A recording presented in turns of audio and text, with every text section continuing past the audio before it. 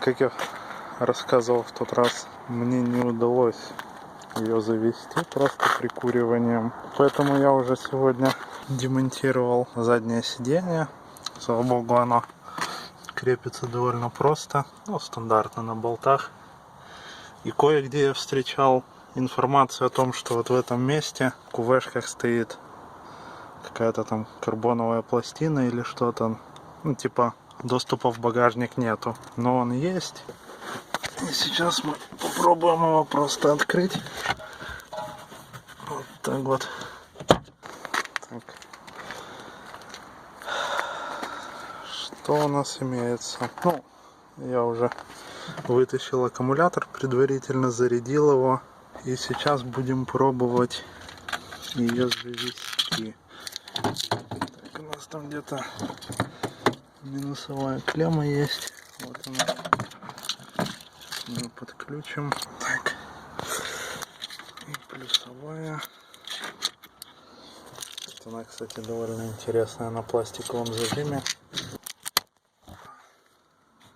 Все есть. Кстати, тут таки стоит пиропатрон на плюсовой клемме. Сейчас посмотрим, сработал он или нет. Идем.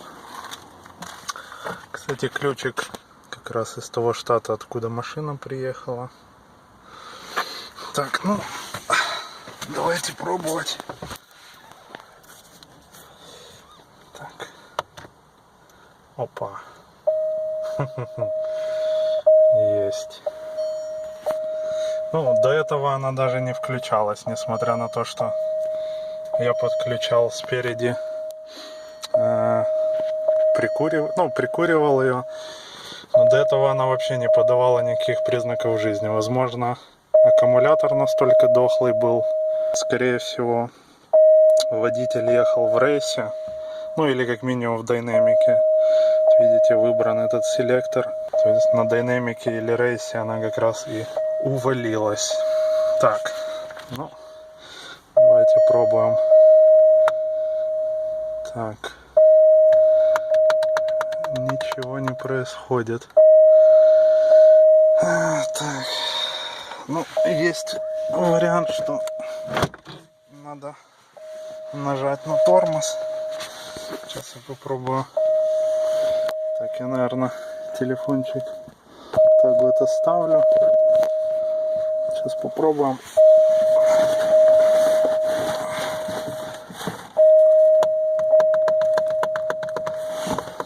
Нет, к сожалению, ничего не получается. Она не реагирует вообще на кнопку старт, хотя как минимум зажигание должно выключаться. Еще что я заметил, что не горит селектор.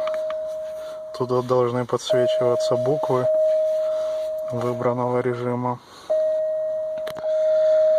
Но почему-то этого не происходит. Так. Возможно, это из-за того, что... Кстати, да, я не говорил. Все вот эти вот предохранители я уже прозвонил. Плюс под капотом есть еще несколько. Сейчас покажу. Тут вот... я сейчас снимать его не буду. Не знаю, там видно будет или нет. Вон они там. Тут еще 4 предохранителя стоит. Плюс попрозванивал все предохранители, которые находятся вот тут вот. Они под вот этой крышкой там находятся. Не буду сейчас снимать. Все равно нету смысла, там все целое. Так. Еще есть подозрение, что это вот у меня тут вырвана проводка. Тут висят провода. Возможно, какие-то системы безопасности блокируют заводку. Сейчас попробуем. Я тут подготовил такой хитрый инструмент.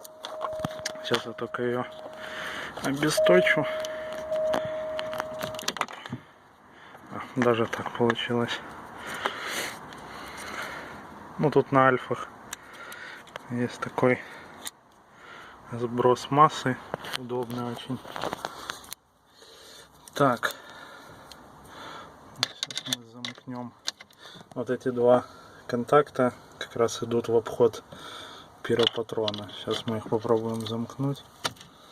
Сейчас. Оп. Есть. Масса. Тоже есть. Сейчас попробуем.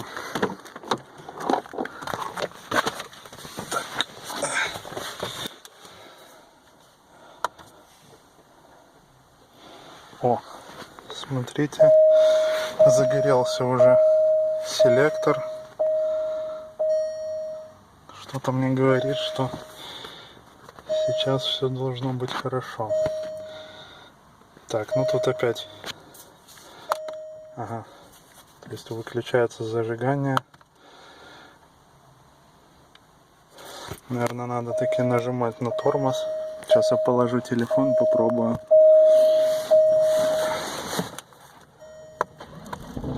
Опа. Есть контакт.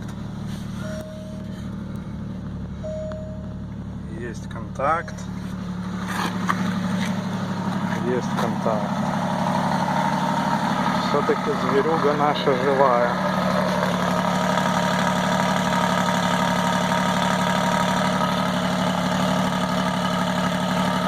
Ужасно воняет сыростью из труб. Ну, это ожидаемо, в принципе. По движку вроде ничего не стучит. Все в порядке. Но я ее, наверное, долго гонять не буду. Так, чисто попробовать, что она завелась. Но это, конечно, очень хорошая новость. Потому что я уже прикидывал, сколько стоит сюда мозги поменять. Кстати, мозги не так уж и дорого стоят. Порядка $600, но это новое с завода. Бэушных я на квешку не нашел. Так, сейчас давайте попробуем погазовать немножко.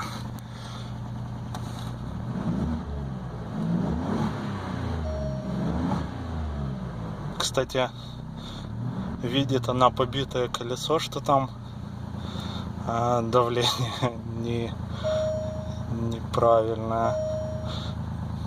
Ну, сервис engine, скорее всего, я думаю, горит из-за абсорбера.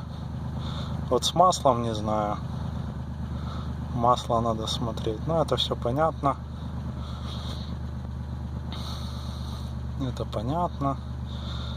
Там, скорее всего, проводка перебита или что-то такое. Это не страшно. Все это починим.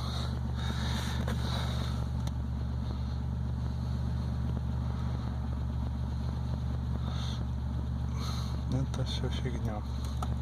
Так, ну, в принципе, я считаю, что все успешно закончилось, потому что я очень боялся, что она не заведется. Но она работает. Да, вроде нормально, не троит.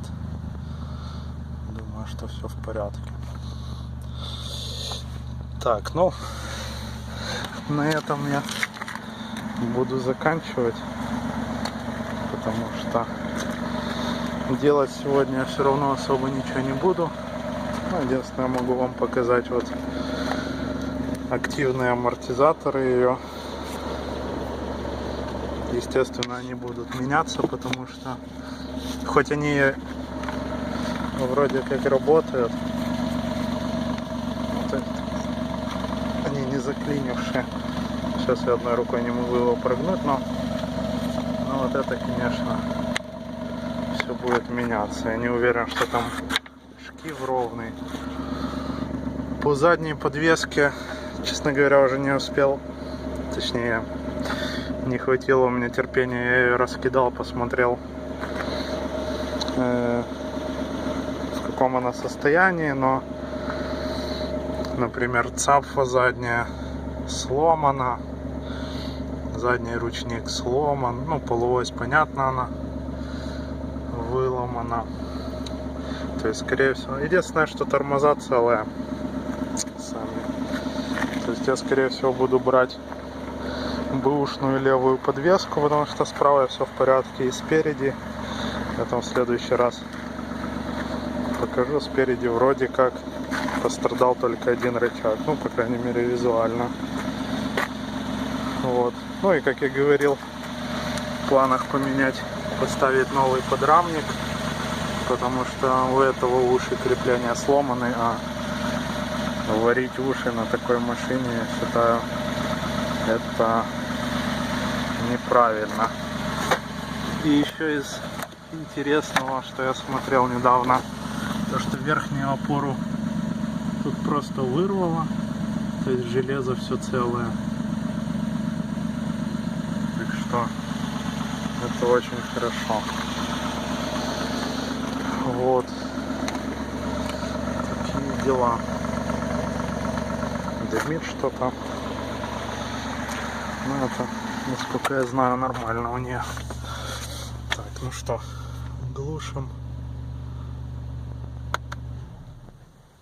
Тишина. Все, всем спасибо за просмотр. Думаю, в следующий раз я расскажу уже о том, когда запчасти приедут, и будем потихоньку ставить ее на колеса, а там уже посмотрим, что дальше.